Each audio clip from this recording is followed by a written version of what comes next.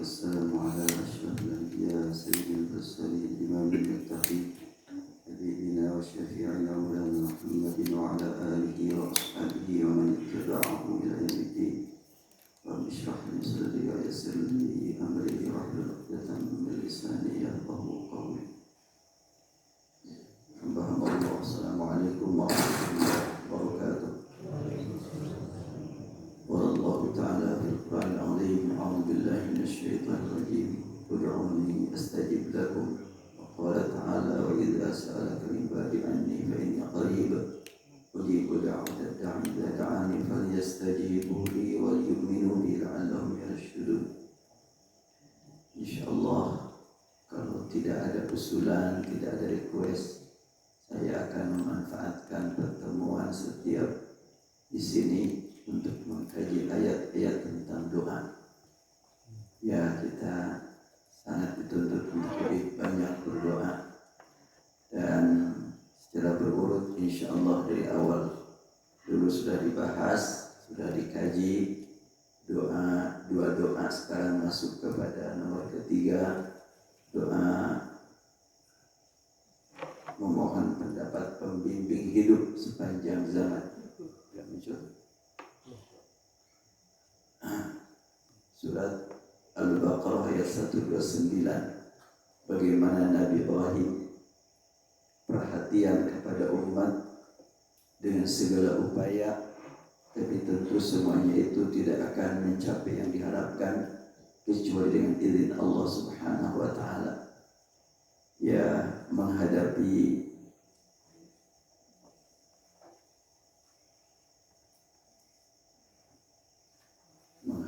tahun politik, kita sangat berharap kepada Allah semoga negeri kita menjelang pemilihan pemimpin dari mulai eksekutif, legislatif nomor 1 sampai tingkat ya daerah, semoga Allah pilih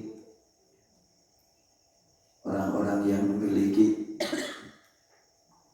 kemampuan dan memiliki niat ingin menjadi orang yang berguna bagi kepentingan umat, bertanggung jawab di hadapan Allah Subhanahu wa taala.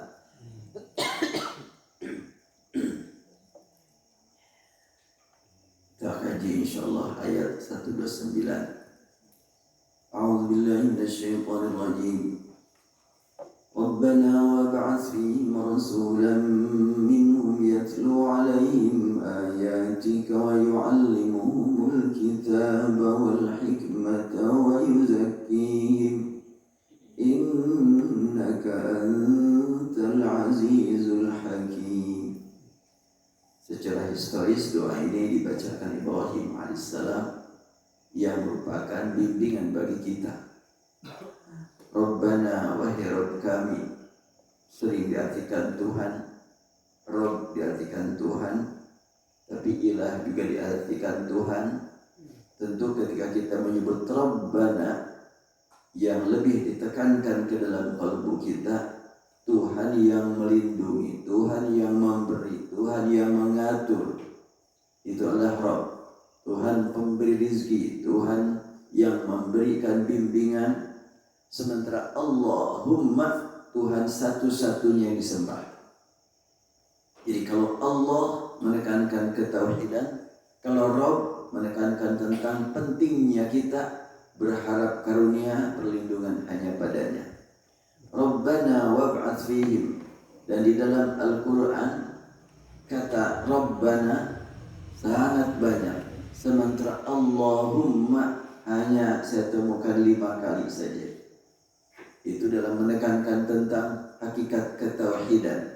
Sedangkan Rabbana mengajarkan kepada kita agar kita yakin siapa yang memberi, siapa yang membimbing, siapa yang mengawasi, siapa yang menghitung perbuatan kita, siapa yang mengatur, siapa yang mengizinkan, itu Rabb. Karena itu hubungan kita kepada Allah sebagai hamba, Allahumma. Hubungan kita kepada Allah sebagai yang sangat memerlukan, Rabbana. Itu antara Rabbana dengan Allahumma jelas sekali. Maka di sini juga kalimat Rabbana yakin betul dalam kalbu kita, Allah yang memberi, Allah yang menentukan siapa yang akan Allah angkat menjadi pemimpin negara kita bulan Februarinya. Pemilihan presiden itu. Ya, kita mohon kepada Allah agar Allah berikan kepada kita pemimpin yang saleh, ahli sujud, ahli ruku, ahli ibadah. Yang tentunya kalau ahli ibadah, ahli ruku otomatis bertanggung jawab di hadapan Allah, pasti akan bertanggung jawab di hadapan manusia. Kalau orang hanya bertanggung jawab di hadapan manusia tapi tidak bertanggung jawab di hadapan Allah, pada waktu-waktu tertentu bila ada peluang untuk menzalimi akan berbuat zalim. Kalau sekiranya memang hanya bertanggung jawab di hadapan manusia, dan banyak di dunia ini pemimpin yang penuh tanggung jawab di hadapan manusia tapi tidak bertanggung jawab di hadapan Allah, ujung-ujungnya akan mencari kepentingan pribadi dan keluarga atau kelompok. Rabbana wab'ats, wahai Rabb kami, utuslah fihim, di antara mereka rasulan, seorang rasul dari Allah, tentu dibimbing wahyu. Dan Nabi Muhammad pernah mengangkat seseorang untuk menjadi rasulnya. Apa maksudnya? Rasul itu utusan.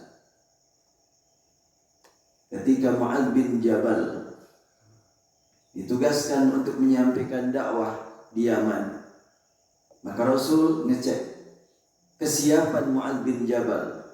Wahai Mu'adz, apa yang kau lakukan apabila engkau menghadapi sekian banyak pertentangan, masalah, persengketaan di hadapan umat?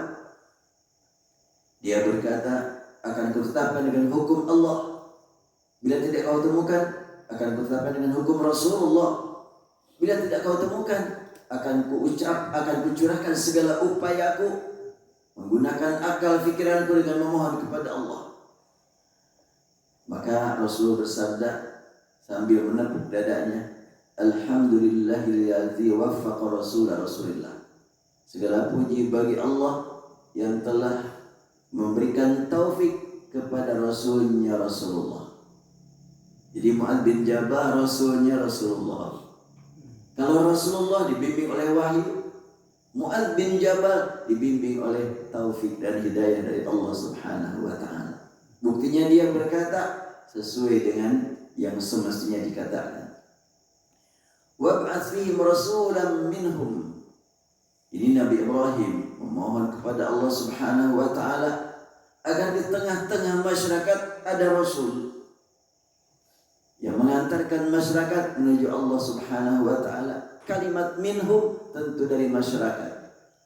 Yang paling penting buat kita saat ini, tugas yang akan berperan mengantarkan masyarakat ke jalan yang benar adalah yatlu alaihim ayatik.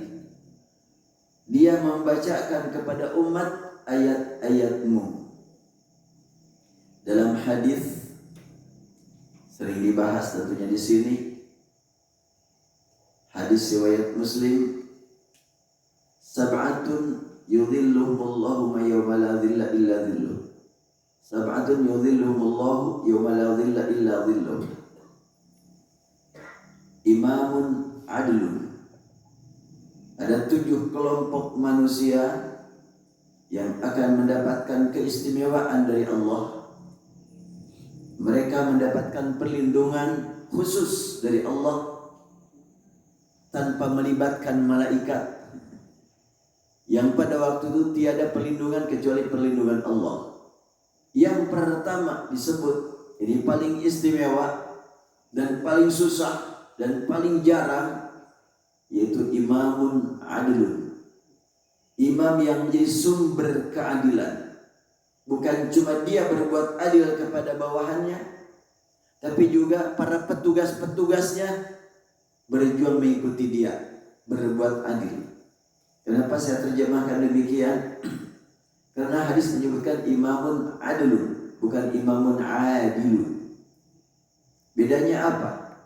Kalau adil sifat untuk dirinya, tapi kalau adilun sumber keadilan. Itu penggunaan bahasa Arab luar biasa ya. Makanya Allah pilih bahasa Arab untuk Al-Quran, untuk hadis Rasul, memang sangat luas maknanya, mendalam isinya.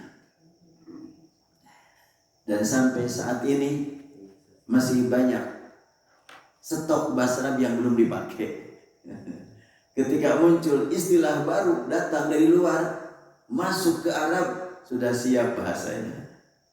Begitulah bahasa Arab, sangat luas. Satu kata menjadi 100 itu bisa bahasa Arab itu. Ghafaro, maghfirah, istighfaro, maghfur, ghafur, istighfar, terus. Dari satu kata pecahannya begitu banyak. Wa ba'athim rasulan minhum yatlu alaihim. Yatlu membacakan kepada umat, dan yatlu itu tilawah. Tilawah itu berkaitan dengan membaca kitab, membaca buku, membaca wahyu. Sebab dalam Al-Quran kalimat tilawah hubungannya dengan wahyu Allah. Kalau qiraah bisa koran, bisa majalah, bisa WhatsApp. Tapi tilawah khusus untuk kitabullah. Alladzina atainahumul kitaba ya'rifuna kama ya'rifuna abna'ahum. Jadi untuk Al-Quran ada tilawah, ada qiraah, ada tadabbur, ada tafsir, ada al-hifz. Itu untuk Al-Quran. Qiraah bacaan secara umum, termasuk kita membaca berita qiraah.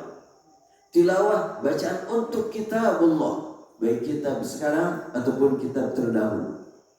Makanya orang-orang yang sebelum Al-Quran turun membacanya untuk membaca Injil, Zabur, Taurat itu tilawah. Dan untuk Al-Quran tilawah juga digunakan. Terutama kita temukan dalam surat Al-Kahfi, watlu Kul apa lagi itu? Kul watlu berapa lagi? Watlu alim. Allahumma sholli ala Muhammad. Nah, kemudian dalam surat An-Naml, Qasim, tilka ayatul Quran wa kitabim mubin. Di dalam surat Al-Kahfi ayat 27 ada kalimat tilawah untuk kitab rabbik. Di situ jelas sekali tilawah juga. Jadi artinya tilawah itu adalah membaca untuk kitabullah. Wa yu'allimuhul kitab yatlu alaihim ayatik. Allah berayatik, tilawah ayat-ayatmu. Ini ayat-ayat Allah, ada ayat kauniyah, ada ayat qauliyah. Membaca alam raya dibimbing dengan kitabullah. Kalau kalimat ayatika kita perhatikan tulisannya jelas.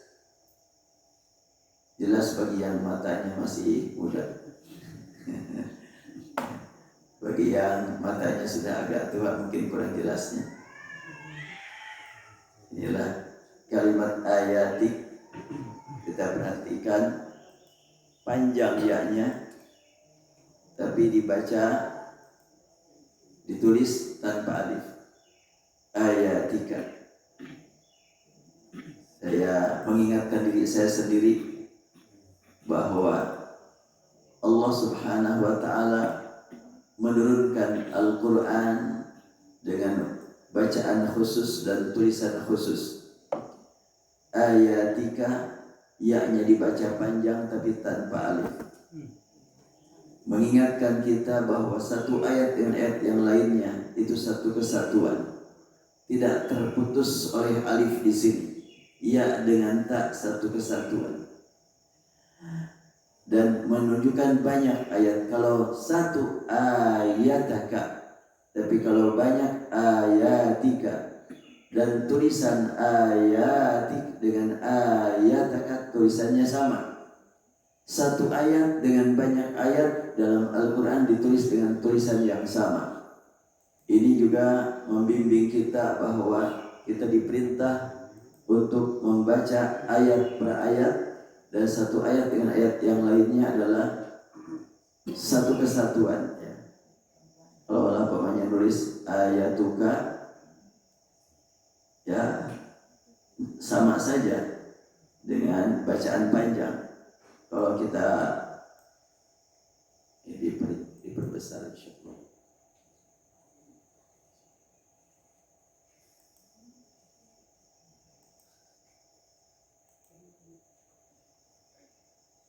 Ya.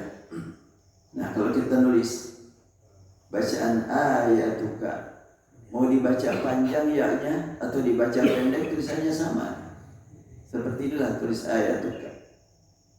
Yang kalau satu, kalau tidak pakai ka, begini tulisannya. Nah, kemudian kalau umumnya ayatu, tentunya ya panjang begini. Tapi tulisan Al-Quran beda dengan tulisan biasa.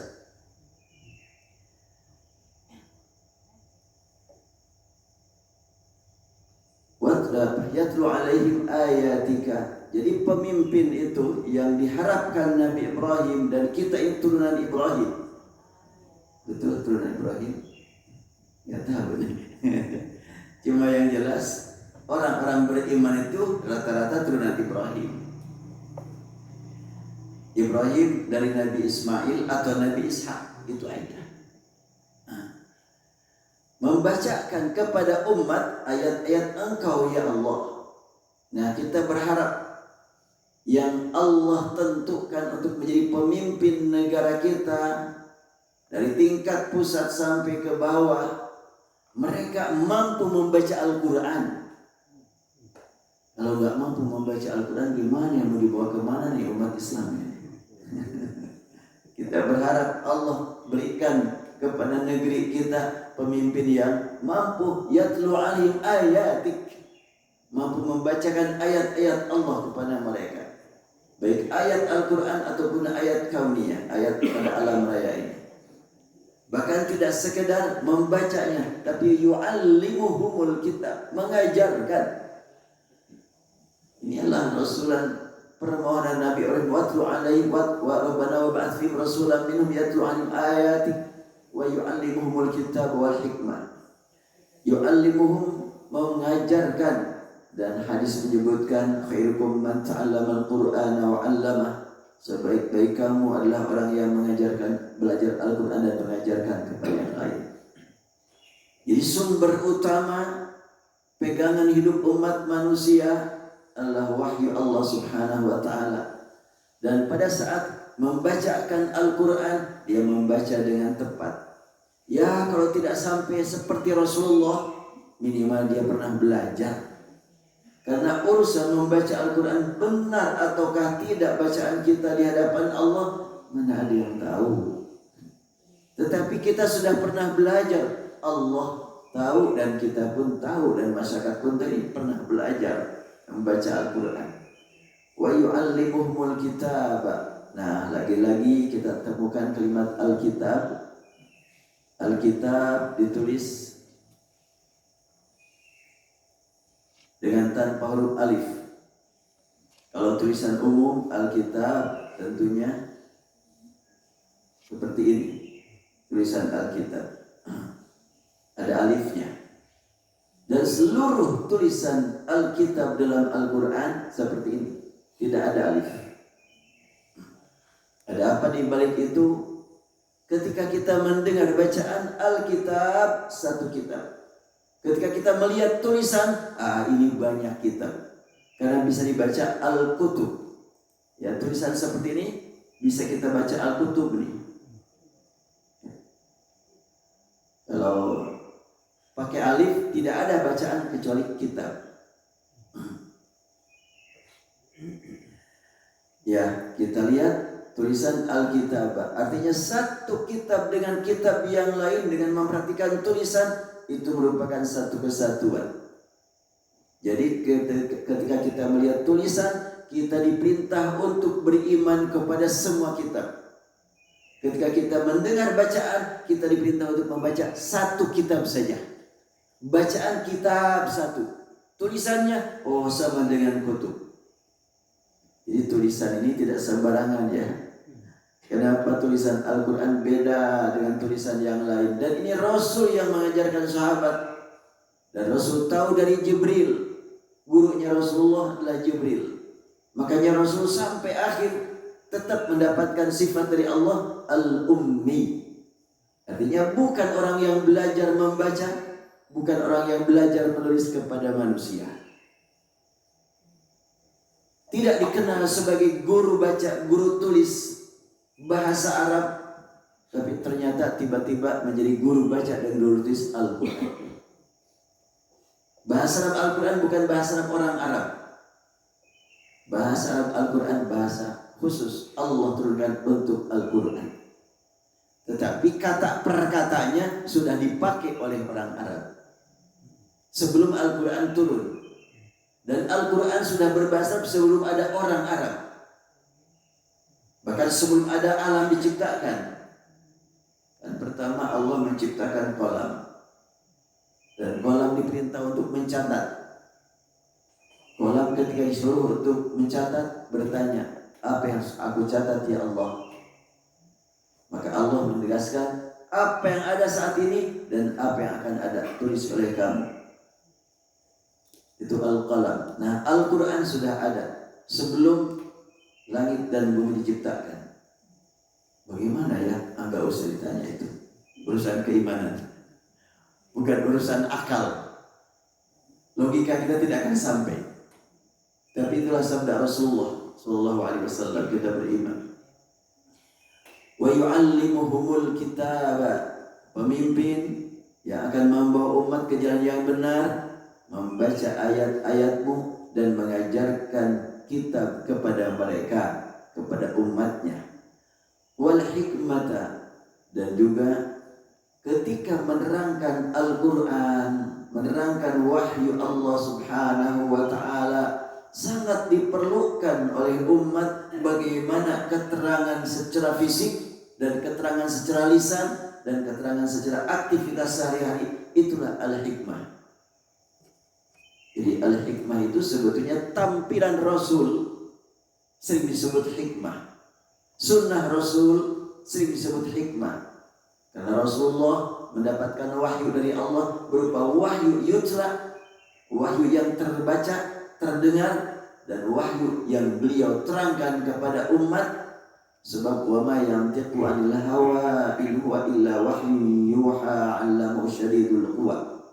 Beliau tidak berbicara dari nafsunya, tapi beliau berbicara dibimbing oleh wahyu. Kalaulah satu saat Rasulullah mengambil keputusan yang tidak sesuai dengan yang semestinya, Allah punya program untuk supaya seperti itu. Bahkan Rasulullah pernah salah melaksanakan sholat, tapi salahnya Rasulullah bukan berdosa, tapi diprogram oleh Allah subhanahu wa ta'ala. Salah apa? Salah rakaat. Salat duhur bukan dalam perjalanan, beliau laksanakan 2 rakaat. Selesai 2 rakaat, assalamualaikum, assalamualaikum. Makmum pada bingung. Ini teh dia kosor apa enggak ya? Tanyain aja. Enggak berani. Tuh. Orang Dzulyaden, tolong dia supaya nanya. Apa? Tanya oleh kamu. Iya siap. Jadi Dzulyaden ini julukan gelar yang memang dia berani ngomong lah gitu, berani nanya. Langsung Dzulyaden bertanya, ya Rasulullah, aku siratis sholatu am nasid, sholat barusan itu dikosor atau engkau lupa? Lalu Rasul menjawab, kulun la yaqul, enggak, aku enggak niat kosor, aku enggak merasa lupa. Ini pertanyaan ini benar nih. Rasulullah bertanya kepada masyarakat yang ada. Ini dia nanya, benar nih pertanyaan?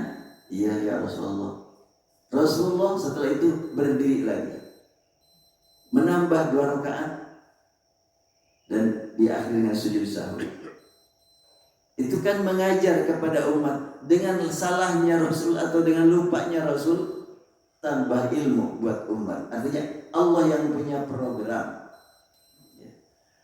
Jadi kalaulah umpamanya terkait dengan masalah kepemimpinan, sempat ada pemimpin yang salah, tapi ada pelurusannya, itu program dari Allah subhanahu wa ta'ala. Ya mudah-mudahan Allah berikan untuk pemilihan ke depan ini adalah merupakan jalan buat umat Islam mendapatkan pemimpin yang saleh. Setelahnya sekian banyak pemimpin negeri kita dengan keragaman cara kemampuan yang berbeda, dan umat Islam semakin terpanggil untuk mendekatkan diri kepada Allah Subhanahu wa taala. Negara Indonesia negara yang paling subur di dunia, yang menakjubkan sekian banyak di dunia, sampai orang Belanda rela mati di sini. Sampai banyak yang mati di sini kan. Ya 300 tahun lebih mereka hidup di sini. Padahal Belanda juga begitu indahnya. Ya Allah, saya sewaktu diizinkan Allah ke sana tafakur, ini Belanda bagus negerinya, kenapa kau datang ke Indonesia ngadon mati di Indonesia? Ya baik, kita lanjutkan.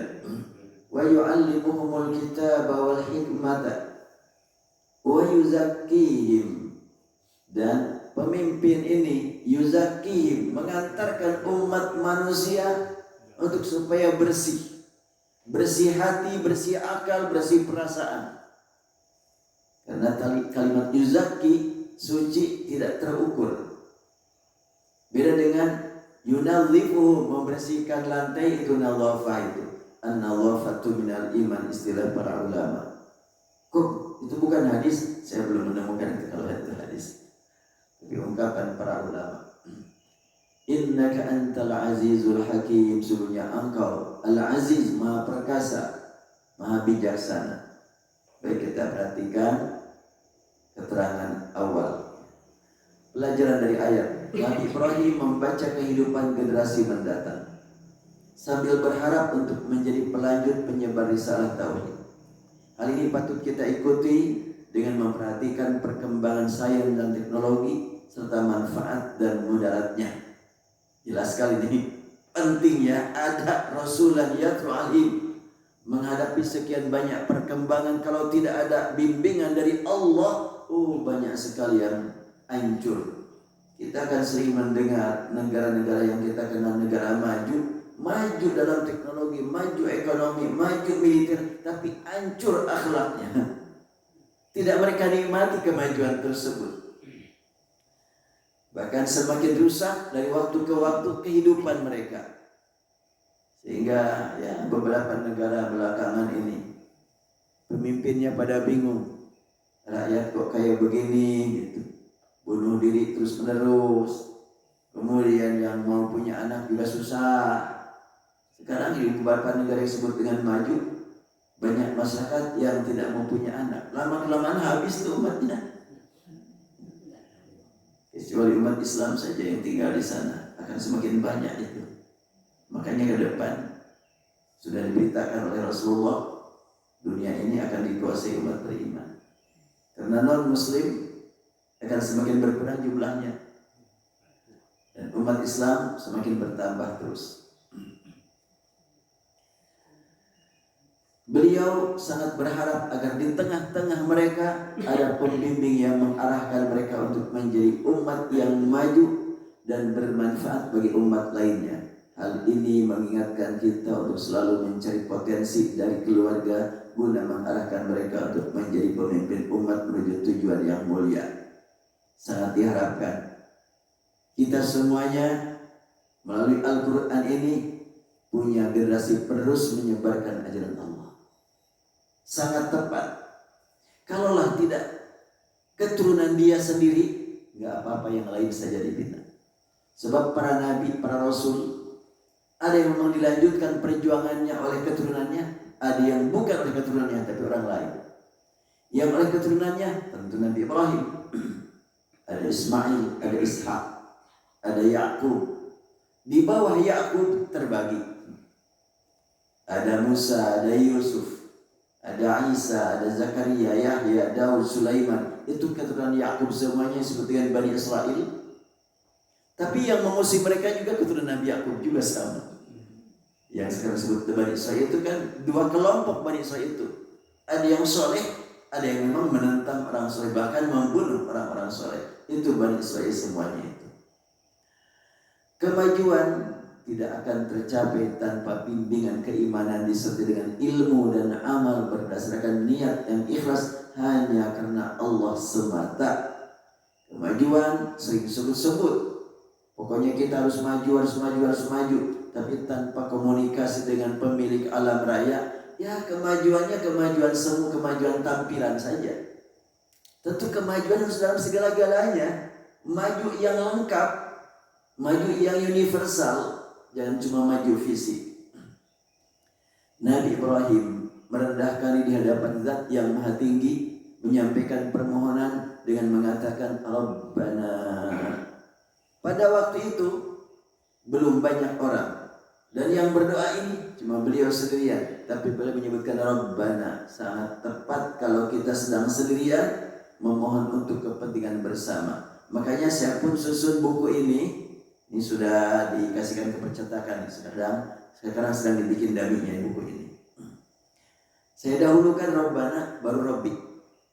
Karena pada dasarnya ajaran Islam, ajaran tauhid itu menyuruh kita untuk hidup bersama. Bukan sendiri-sendiri dulu baru bersama-sama, enggak. Bersama dulu. Kemudian waktu-waktu tertentu perlu menyendiri.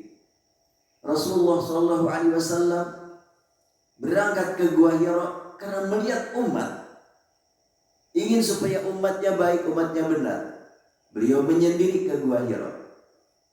Dan setelahnya beliau berkali-kali di Gua Hira menyendiri, turun perintah dari Allah Subhanahu wa taala untuk membaca umat dengan bacaan yang tepat, yang benar.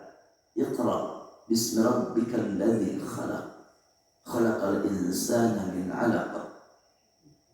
Umumnya keterangan yang saya dengar, saya terima, surat Al-Alaq itu surat yang menyuruh Rasul untuk membaca. Kalau saya memahami berbeda. Surat Al-Alaq itu adalah membimbing Rasul bagaimana cara membaca. Beda kan? Perintah membaca dengan bimbingan membaca. Kalau perintah berarti belum pernah membaca. Kalau bimbingan berarti sudah biasa membaca, cuma belum terarah. Kalimat Iqra bi, baca dengan. Apa yang dibaca akan disebutkan. Berarti itu adalah bimbingan membaca. Bahwa Rasulullah waktu itu membaca alam, membaca kehidupan umat, membaca kehidupan masyarakat, tapi belum produktif, belum berkualitas bacaan beliau sampai turun bimbingan. Iqra bismi rabbikal ladzi khalaq. Apapun yang engkau baca, dimanapun engkau membaca, peristiwa apapun yang engkau baca, ingat Rabbmu. Arahkan semuanya untuk beribadah. Baik engkau sendiri ataupun orang yang engkau baca, arahkan mereka untuk menuju Rabb. Iqra bismi rabbikal ladzi khalaq. Baik, selanjutnya isi permohonannya adalah agar ada yang ditugaskan menjadi seorang Rasul dari tengah-tengah mereka yang akrab dengan mereka. Rasulan minhum, Rasul yang Allah utus adalah dari kelompok masyarakat yang sudah sekian lama bergaul. Kalau sekiranya Rasul datang dari luar, mungkin akan diusir. Tapi kalau Rasul dari dalam, sudah dikenal masyarakat, baik akhlaknya, kemudian jejak, apa istilahnya? Istilah sekarang namanya itu pengalamannya yang sudah jelas diketahui masyarakat, bukan tiba-tiba muncul ini calon pemimpin, bukan begitu, tapi sudah mengenal siapa dia. Rasulan minhum, dari mereka, bukan tiba-tiba muncul sebagai seorang asing. Pokoknya ini bagus, ya bagaimana saya tahu bagus enggaknya, baru tahunya juga munculnya juga. Ini enggak dihubung-hubungkan kepada capres-cawapresnya. Jalan aja nih mau baca Al-Quran kok. Karena ada kalimat Rasulan minhum, ya. Seorang Rasul dari mereka. Nah, dari mereka itu berarti sudah dikenal oleh mereka, sudah akrab dengan mereka, sudah diketahui jejaknya. Hal ini memberi makna bahwa ajaran Islam hendaklah disampaikan dengan keakraban dan menggunakan bahasa yang dipahami pihak objek dakwah. Dalam surat Ibrahim kita temukan, wa ma arsalna min rasulin illa bilisani qaumihi liyubayyina lahum. Tidaklah kami utus seorang rasul kecuali bertugas untuk mengajarkan ajaran kepada umat dengan menggunakan lisan mereka.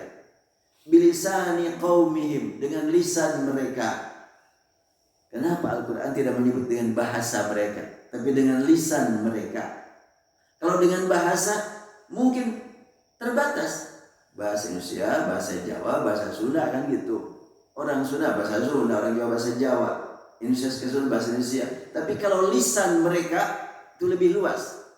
Walaupun sama-sama bahasa Indonesia, tapi beda cara berbicara bahasa Indonesia di hadapan petani, di hadapan mahasiswa, di hadapan para pengusaha, di hadapan para politisi kan beda.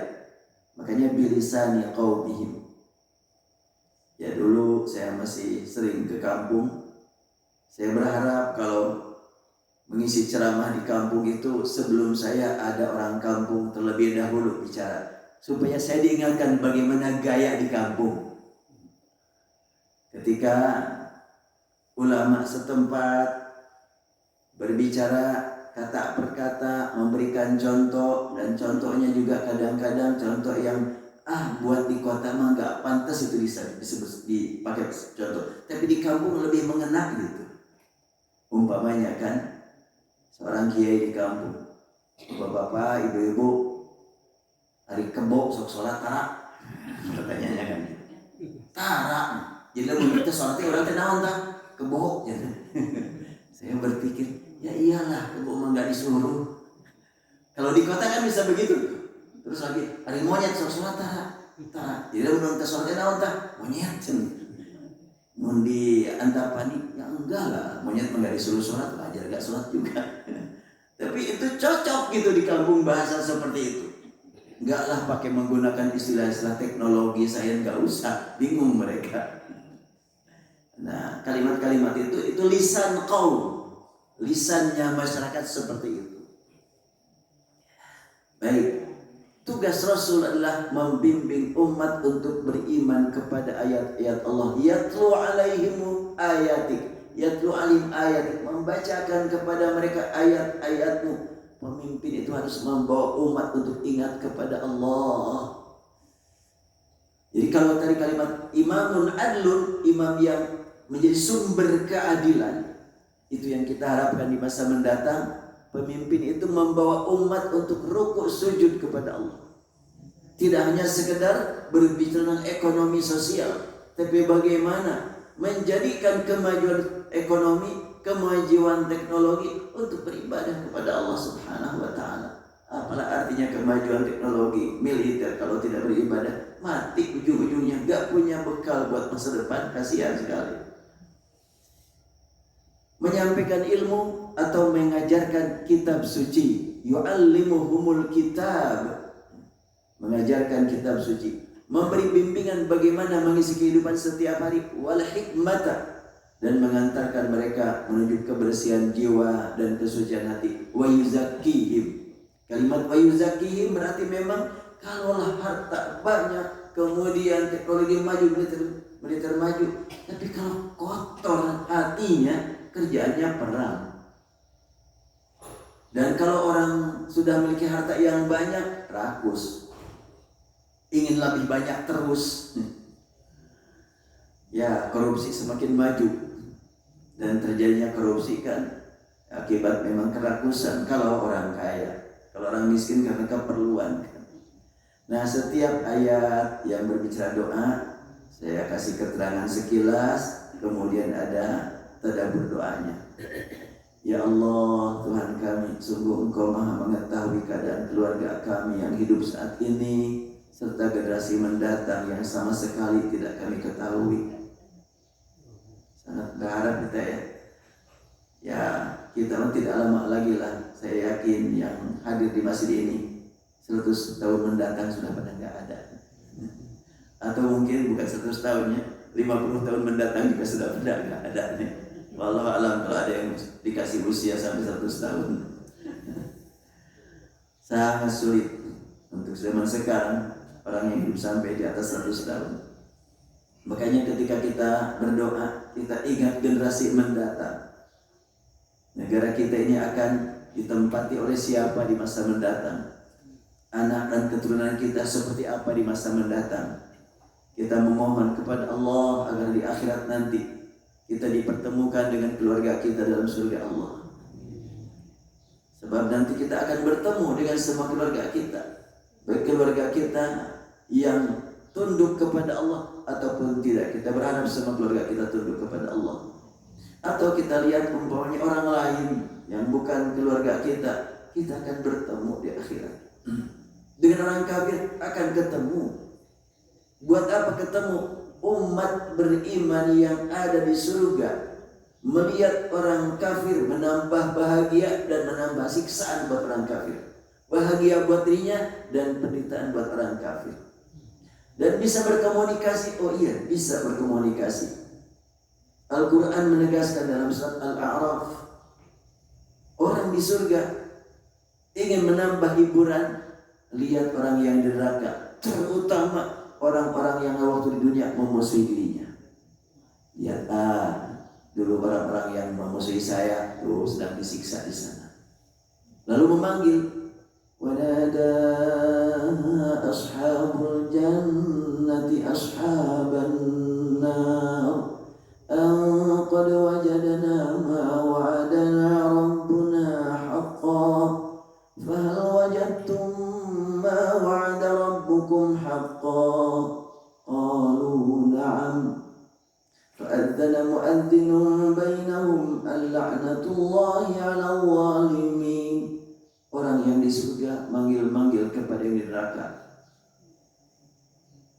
wahai orang yang pernah membenci aku, wahai orang yang pernah aku ajak tapi mencemoohkan aku, wahai orang yang aku ingatkan tetapi malah mempermainkan peringatanku, gimana rasanya di sana? Aku sudah mendapatkan tempat yang indah, kenikmatan yang tak terhingga, teman-teman yang begitu dekat kepadaku, sama-sama merasakan nikmat hidup. Gimana rasanya kamu di sana? Sudahkah mendapatkan apa yang sudah Allah terangkan pada waktu dulu kalian hidup di dunia? Mereka menjawab, qalu na'am. Orang yang di neraka menjawab, ya kami sedih, kami menderita, kami sakit, dan kami tidak punya harapan untuk bisa aman lagi dari sini. Itu yang paling mengerikan ya. Surga dan neraka disebutkan abada, khalidin fiha abada, itu yang paling mengerikan. Untuk surga khalidina fiha abada, alhamdulillah. Untuk neraka khalidina fiha. Tapi masih ada perbedaan ya. Dalam surat Al-Bayyinah, kalau sifat surga khalidina fiha abada, kalau neraka khalidina fiha. Ada perbedaan di situ. Artinya seabadi-abadinya neraka ya, tidak seabadinya surga gitu. Orang masuk surga sudah gak akan keluar lagi. Orang yang neraka tapi gak tahu berapa lama. Walaupun cuma 1 menit, ini neraka ini. Bukan kebakar korek api ini ya. Neraka ini. Yang apabila orang menginjak bara api, itu otaknya mendidih. Hadis menyebutkan, inna ahwanan nasi azaban yaumal qiyamah rajulun tahta qadamahi jamratan fayaghli bihima dimalu. Orang yang paling ringan siksanya nanti di akhirat adalah orang yang menginjak bara api. Akibat ada bara api di bawah kaki, otaknya mendidih. Seberat-beratnya siksaan di dunia gak sampai seringan-ringannya siksa di akhirat. Seberat-beratnya siksa dunia gak sampai seringan-ringannya siksa akhirat. Allah makin azabak. Lanjutkan, ya Allah, sungguh hanya Engkau yang maha kuasa memberikan kepada mereka taufik dan hidayah agar mereka menjadi umat yang baik dan taat padamu.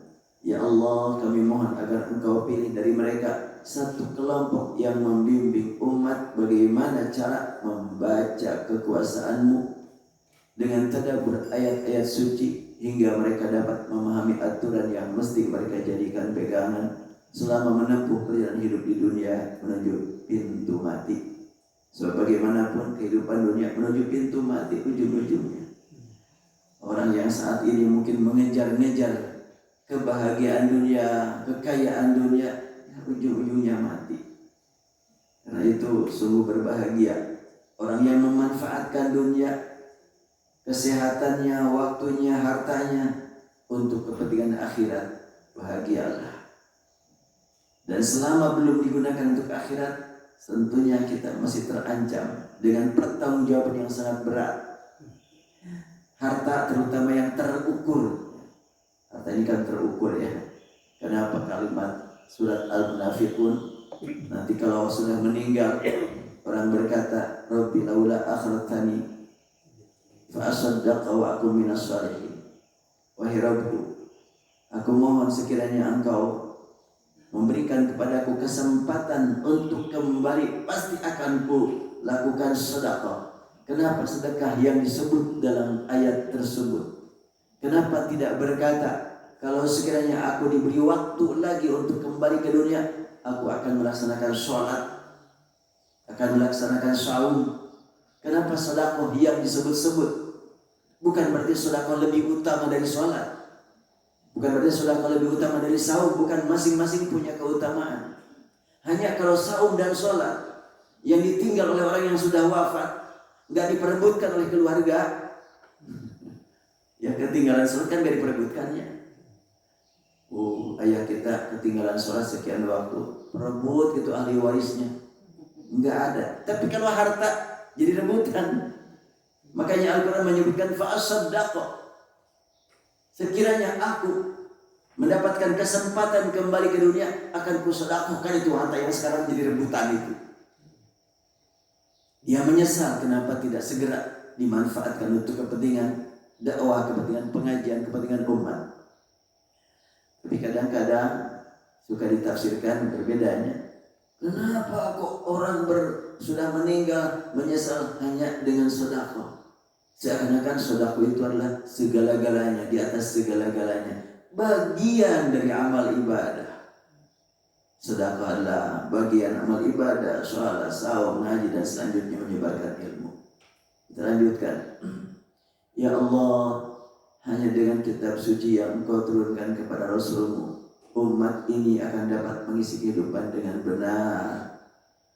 Kalau sudah dibaca ayat Al-Quran, bimbingan wahyu, menyusun undang-undang juga akan bermakna. Bukan berarti udah Quran hadis saja, undang-undang tinggalkan. Enggak begitu. Kalau undang-undang itu benar, berarti ikut sunnah Nabi. Mana contohnya? Kan Rasul bersabda. Ini mungkin satu pemikiran baru buat sebahagian. Saya dalam buku yang sedang saya tulis saat ini, kalau ini kan dari Quran, doa-doa dari Quran. Yang sedang saya tulis sekarang doa-doa dari sunnah. Jadi dilengkapi dengan doa-doa dan ruqyah dari sunnah. Untuk makna sunnah, saya terangkan dulu bab 1.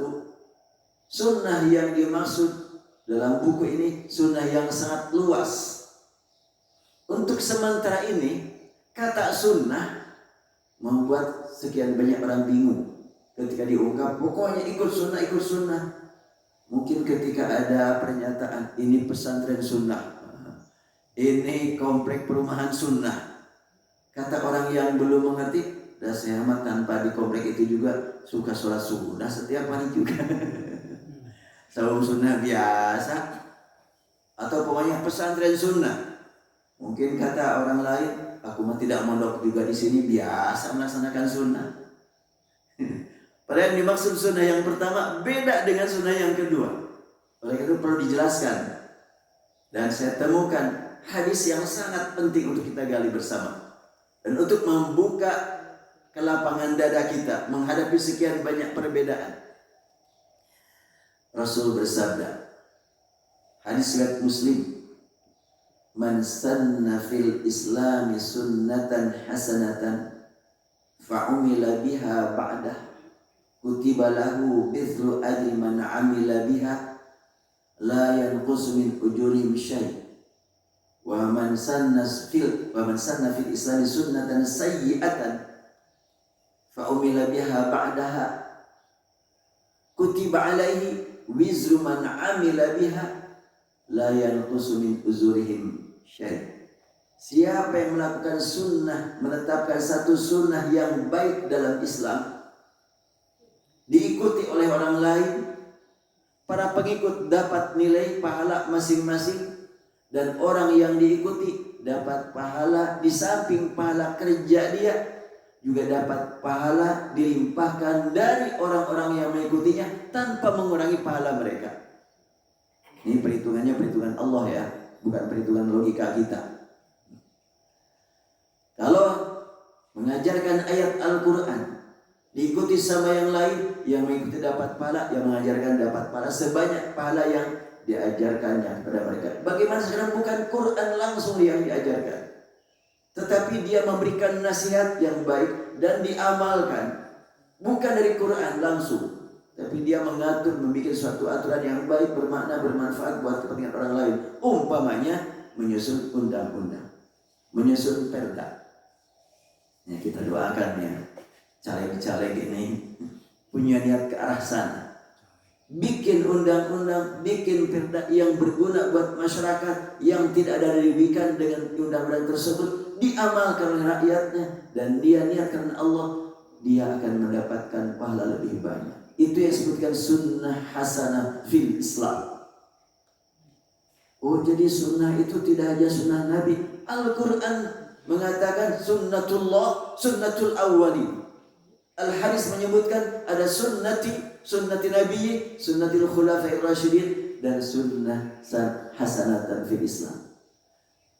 Yang dimaksud sunnah baik dalam Islam pastinya juga sunnah Nabi. Terus apa maknanya kalimat berikutnya? Kalimat berikutnya berbunyi, man sanna fil Islami sunnatan sayyi'atan. Siapa yang melakukan sunnah yang buruk dalam Islam? Biar lebih jelas saya tampilkan hadisnya ya. Nah, ini dia hadisnya. Man sanna fil Islami sunnatan hasanatan fa'umila biha ba'da kutiba lahu mithlu ajri man amila biha. Ada lanjutan, wa man sanna sunnatan fil Islam wa man sanna fil Islami sunnatan sayyi'atan. Siapa yang melakukan atau yang menetapkan satu sunnah dalam Islam, sunnahnya jelek, berarti bukan dari Quran, bukan dari hadis kan?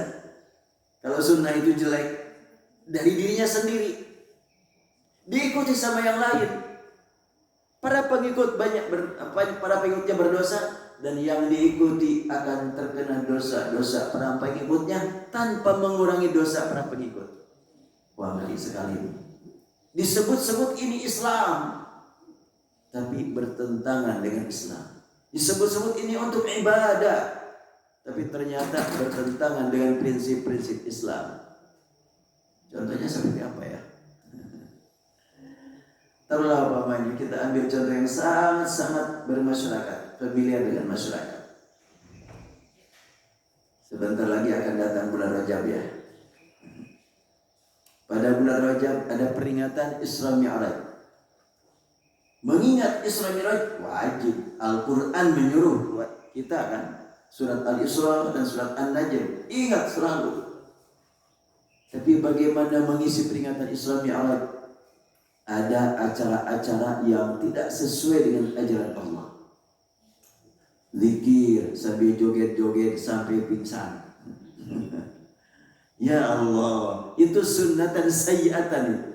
Niatnya ibadah, tapi ternyata bertentangan dengan ajaran Allah.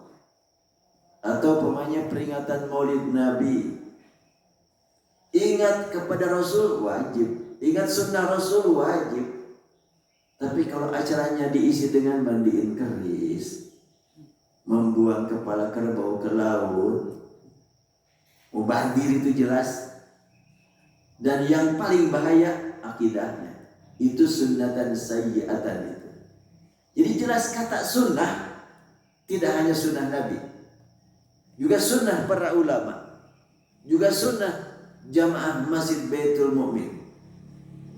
Ketika Masjid Baitul Mu'min mengadakan suatu acara bagus, bermakna, bermanfaat, dalilnya apa ini? Enggak ada dalil ini, mau dah pikiran kita menyusun satu aturan ini bermakna, itu sunnah sebetulnya. Contoh lain seperti apa lagi? Sunnah hasanah. Umpamanya bikin peraturan lalu lintas, baik bermakna. Ketika niatnya karena Allah, itu sunnah fil Islami sunnatan hasanatan. Kalau tidak diniatkan karena Allah, ya enggak jadi fil Islam itu enggak. Jadi yang baik itu ada yang memang diniatkan karena Allah, sunnatan hasanatan fil Islam. Ada yang baik tapi tidak diniatkan karena Allah, ya sunnah hasanah juga, tapi tidak disebut fil Islam. Yang buruk ada yang diniatkan karena Allah, itu sunnah fil Islam, sunnatan sayyi'atan. Ada yang buruk tidak ada hubungan dengan ibadah, ya tentu tidak disebut fil Islam. Tapi sunnah sayyi'ah sama mendapatkan hukuman dari Allah Subhanahu wa taala. Belum selesai doa tadi. Ya Allah, hanya dengan kitab suci-Mu, dengan suci yang Engkau turunkan kepada Rasul-Mu, umat ini akan dapat mengisi kehidupan dengan benar. Maka berikanlah kepada mereka pembimbing yang hidup bersama mereka, serta memberi keteladanan yang tepat dalam segala aspek kehidupan. Ya Allah, Tuhan kami, sungguh hanya Engkau lah yang kuasa merubah keadaan mereka. Maka bersihkanlah keyakinan mereka dan tanamkanlah ke dalam hati mereka akidah tauhid. Berikanlah kepada mereka pemahaman yang benar tentang ajaran-Mu, dan curahkanlah kepada mereka semangat beramal yang berguna bagi kehidupan pribadi, keluarga, dan umat mendatang hingga tiba hari kiamat. Itu tadabbur ayat Rabbana wab'ats fihim rasulan minhum sampai selesai. Bahasan berikutnya ini doa sapu jagatnya. Sudah dibahas doa sapu jagatnya. Tapi kalau diulang nggak apa-apa nanti lah. Baik, saya cukupkan sampai di sini. Kalau ada yang mau ditanyakan, dipersilakan. Kalau ada yang kurang jelas, tidak ada kelihatannya ya. Ya, enggak. Silakan. Ada fenomena baru Pak saat ini. Jadi kalau orang baca doa, biasanya kan yang lainnya mengaminkan Pak ya. Ya. Sekarang ini diganti jadi kabul. Bagaimana hukumnya? Jadi sekarang menggantinya, Rabbana atina fid dunya hasanah, kabulkan ya Allah gitu. Jangan amin gitu ya. Kabul. Ya sebetulnya kalimat amin itu ajaran Al-Quran, ajaran Rasul itu kan. Karena Rasulullah SAW mengajarkan, siapa yang membaca amin ketika imam membaca waladhdallin, dan aminnya bersamaan dengan aminnya malaikat, maka dia akan dikabulkan oleh Allah. Itu jelas sekali ajaran dari Rasulullah SAW. Dan ada lagi kan, fa'aminu, aminkanlah. Tidak ada perintah katakan kamu kabulkanlah, nggak ada. Yang ada istajib da'wat. Jadi ya ini memang berkaitan dengan politiknya. Amin saja mau dirubah gitu, jadi kabulkanlah. Ya itu mah gak usah lah sampai menjadi gerah gitu lah dengan kata amin yang biasa dibaca setiap sholat. Ya makanya kita mohon kepada Allah yang terbaik menurut Allah Subhanahu wa ta'ala, bermanfaat buat umat. Allah Maha Tahu, Maha Kuasa. Allah Subhanahu wa ta'ala merubah keadaan hambanya. Ya, gampang-gampang saja bagi Allah. Yang saat ini kelihatan ini yang tepat, kita juga tidak tahu usianya. Ya. Kita mohonkanlah itu kepada Allah. Yang saat ini tepat menurut kita, Allah berikan usia yang panjang padanya. Dan Allah Maha Kuasa menentukan siapa yang akan membawa umat ke jalan yang benar. Yang paling jahat, kalau Allah kehendaki untuk menjadi orang yang paling taat, ya gampang-gampang saja. Umar bin Khattab, kita ingat, ingin membunuh Rasul, ternyata menjadi pembela agama Islam yang paling menakjubkan, mengagumkan. Mudah-mudahan saja bagi Allah Subhanahu wa ta'ala. Baik, kita akhiri sampai di sini. Insyaallah ketemu lagi pada tanggal 20 ya. Subhanakallahumma bihamdika nasyhadu an la ilaha illa anta nastaghfiruka wa natubu ilaik. Allahumma qsim lana min khashyatik ma yahulu bainana wa baina ma'asik, wa min ta'atika ma tuballighuna bihi jannatak, wa min al-yaqini ma tuhawwinu bihi 'alaina musibati dunya. Allahumma matti'na bi asma'ina wa absarina wa quwwatina abadan ma ahyaytana. Allahumma ij'alhu waritha minna. Allahumma ij'al sa'rana 'ala man zalamana اللهم اجعل ثأرنا على من ظلمنا اللهم اجعل ثأرنا على من ظلمنا وانصرنا على من عادانا اللهم انصرنا على من عادانا اللهم انصرنا على من عادانا ولا تجعل مصيبتنا في ديننا ولا تجعل الدنيا أكبر همنا ولا مبلغ علمنا اللهم لا تسلط علينا بذنوبنا من لا يخافك ولا يرحمنا لا تسلط علينا بذنوبنا من لا يخافك ولا يرحمنا اللهم لا تسلط على بلادنا من لا يخافك ولا يرحمنا برحمتك يا أرحم الراحمين وصل اللهم على محمد عبدك ورسولك النبي الأمي وعلى آله وصحبه وسلم الحمد لله رب العالمين. Demikian yang sampaikan, kurang lebih mohon dimaafkan. Wabillahi taufiq wal hidayah. Assalamualaikum warahmatullahi wabarakatuh.